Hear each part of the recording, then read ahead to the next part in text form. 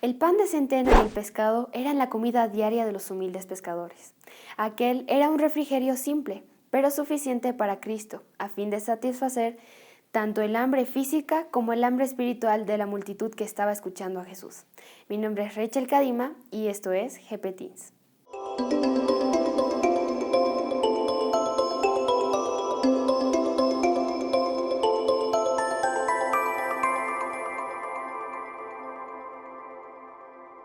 Todo para la gloria de Dios. Es el título de la lección 3 del folleto En los Pasos de Jesús.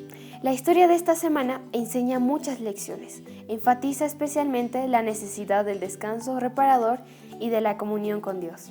El texto clave de esta semana se encuentra en Marcos 6, 30 y 31, que dice: Entonces los apóstoles se juntaron con Jesús y le contaron todo lo que había hecho y lo que había enseñado.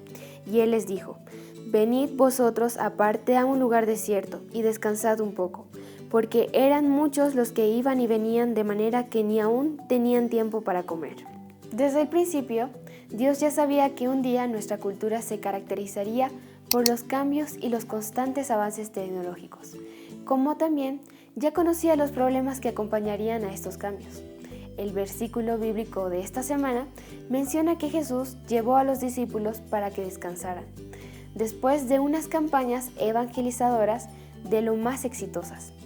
Cuando llegaron de viaje, los discípulos estaban muy felices por lo que Dios había realizado por medio de ellos.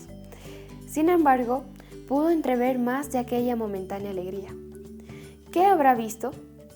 Pudo discernir que los discípulos corrían el riesgo de atribuirse a sí mismos esas maravillas que habían sido operadas por Dios. Percibió que estaban físicamente exhaustos y espiritualmente vacíos, por haber luchado con el diablo cara a cara desde su nacimiento. Jesús sabía cuándo necesitaba alejarse un poco para recuperar las fuerzas, a fin de lucharlas en las siguientes batallas. Los 12 habían llegado de viaje después de haber puesto en práctica las orientaciones que les había dado Jesús. Debieron de estar ansiosos por contar a todos lo que habían vivido durante esos días. Intenta imaginarte esa escena. Tal vez querrían hablar todos al mismo tiempo acerca de sus experiencias positivas. Sin embargo, también habían vivido experiencias negativas. Jesús sonreía, pues percibía que estaban comenzando a entender la misión y a tomar gusto por el evangelismo. La conversación era agradable. Sin embargo, tenía muchas personas alrededor de ellas. Jesús entendió que necesitaban descansar y también un poco de privacidad. Además, Cristo todavía tenía mucho para decirles.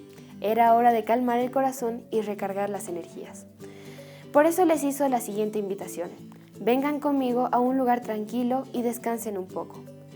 ¿Qué ejemplo para nosotros hoy en día? En el descanso de las actividades del diario vivir está la oportunidad de oír la voz del Señor, quien nos habla por medio de su palabra y de las lecciones de la naturaleza. La invitación que había hecho Jesús a sus discípulos a retirarse a fin de descansar se extiende también a nosotros hoy.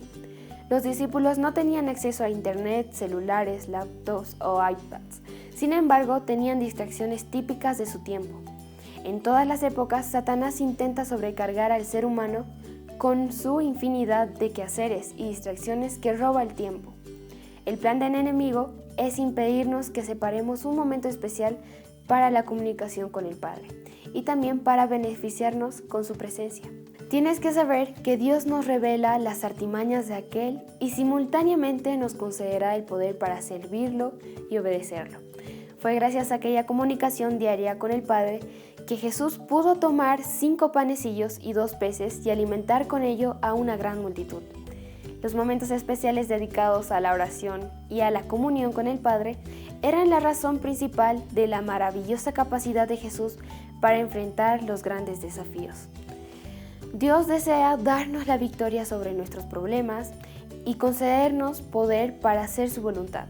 Sin embargo, para hacer esto necesitamos dejar nuestras actividades cotidianas un poco de lado, a fin de oír la voz de Dios mientras todavía quede tiempo. Te invito a estudiar tu lección todos los días y no olvides seguirnos en nuestras redes sociales como Lección GP Teens, YouTube, Facebook e Instagram, y conmigo hasta el siguiente repaso.